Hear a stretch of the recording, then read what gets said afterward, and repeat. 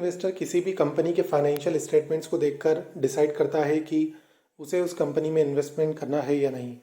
लेकिन financial statements तो खुद कंपनी ही बनाती है।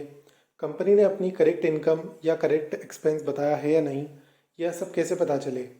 अब कंपनी का एनालिसिस करने वाले इन्वेस्टर्स खुद तो सभी कंपनी में जाकर कंपनी द्वारा दी गई जानकारी की जांच नहीं कर सकते। हो सकता है कंपनी को लॉस हो रहा हो, लेकिन वह अपने आप को प्रॉफिट में दिखाए। ऐसी तो बहुत सी चीज़ कंपनियां कर सकती है। ऐसे तो निवेशकों को कभी करेक्ट फिगर्स नहीं मिलेंगे, जिससे उनको काफ़ी नुकसान होगा। इसी समस्या का समाधान है ऑडिट। ऑडिट वह प्रक्रिया है जिसमें कंपनी द्वारा बनाए गए फाइनेंशियल स्टेटमेंट्स वाकई में कंपनी को की सही फाइनेंशियल कंडीशन दिखा रहे हैं या नहीं, उसकी जांच की जाती है। इस जांच के बाद एक रिपोर्ट के द्वारा इन्वेस्टर्स को यह बताया जाता है कि वाकई में कंपनी के फाइनेंशियल स्टेटमेंट्स सही है या नहीं। अब जानते हैं ऑडिटर कौन होता है। कंपनी से अलग जो व्यक्ति कंपनी का ऑडिट करने के लिए रजिस्टर्ड होता है उसे ऑडिटर कहते हैं। नॉर्मली यह सीए होते हैं।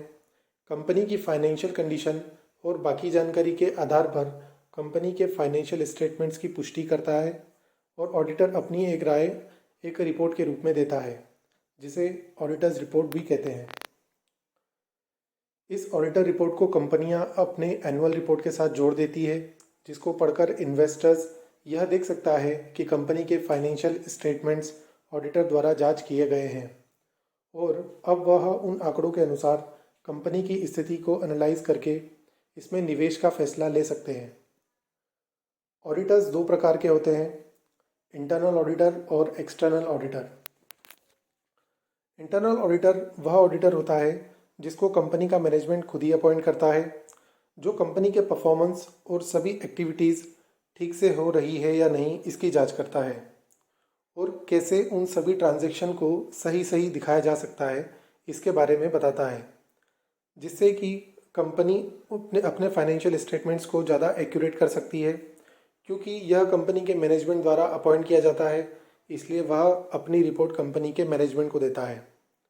एक्सटर्नल ऑडिटर बाहर का व्यक्ति होता है जो कि कंपनी से कुछ भी संबंध नहीं रखता है, यानी वो कंपनी से पूरी तरह इंडिपेंडेंट होता है, जिसको कंपनी की परफॉर्मेंस और सभी स्टेटमेंट्स को वेरीफाई करने के लिए कंपनी के बोर्ड ऑफ डायरेक्टर्स द्वारा रखा जाता है, जो अपनी रिपोर्ट में कंपनी द्वारा जारी किए गए सभी स्टेटमेंट्स के बारे में बताता है कि क्या कंपनी ने फाइनेंशियल स्टेटमेंट्स में जो जानकारियाँ दी है वह सही है या नहीं, और कंपनी ने उसे ऑडिट के लिए ज़रूरी जानकारियाँ दी थी या नहीं।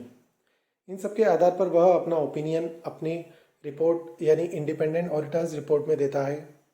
इस रिपोर्ट को सभी इन्वेस्टर्स और जो उस कंपनी में निवेश करने के बारे में सोच रहे हैं उन सभी को पढ़ना बहुत ज़रूरी है। लेकिन सच बात तो यह है कि ज़्यादातर सामान्य इन्वेस्टर्स को इसके बारे में पता ही नहीं होता है।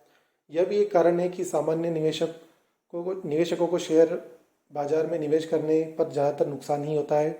इसलिए आप भी इंडिपेंडेंट ऑडिटर्स रिपोर्ट को ज़रूर पढ़ें, ताकि आप भी ऑडिटर के ओपिनियन को जान सकें और समझ सकें। धन्यवाद।